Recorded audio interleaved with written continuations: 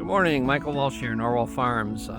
It's Valentine's Day, February 14th, and we're out here. We're going to do some frost seeding today at the north field. And we're seeding clover, and there's 30 pounds of it there. I'm using a broadcast seeder. It's a strap on, and I'm going to seed it about 3 to 4 pounds per acre.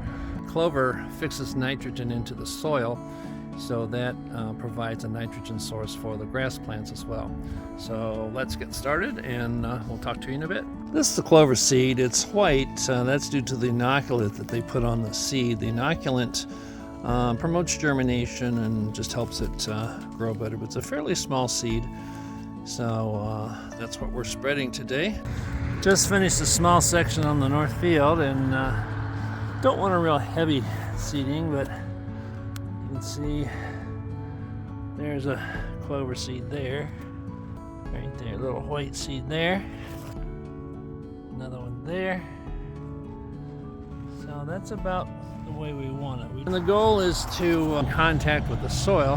Now, some of it's on top of the snow, and that's fine, because the concept is the freezing and the thawing of the soil. As the soil freezes and thaws,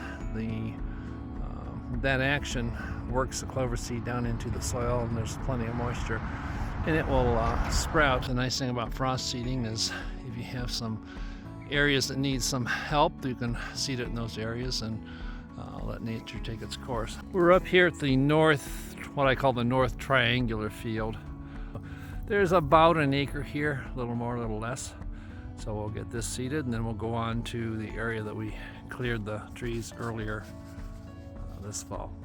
I'm here at the base of the hill. Up at the top of the hill is where the lean-to and the smaller paddocks are going to be. You can see the barn off there in the distance. So it comes down the hill.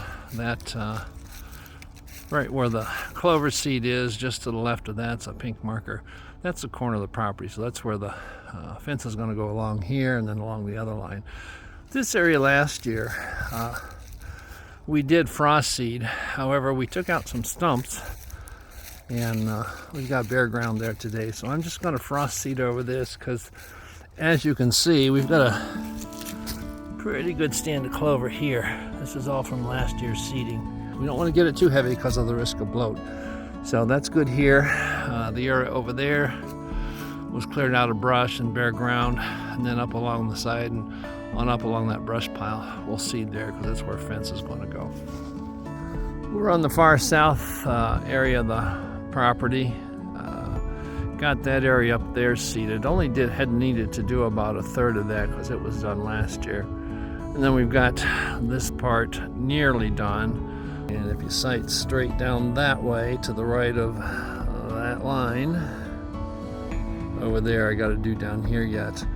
And then up between the trees on further north, we have that to do yet. So kind of tough going today. It's kind of muddy out here. This covered area here isn't bad, but if you get on those bare areas up there, it's slipping and sliding.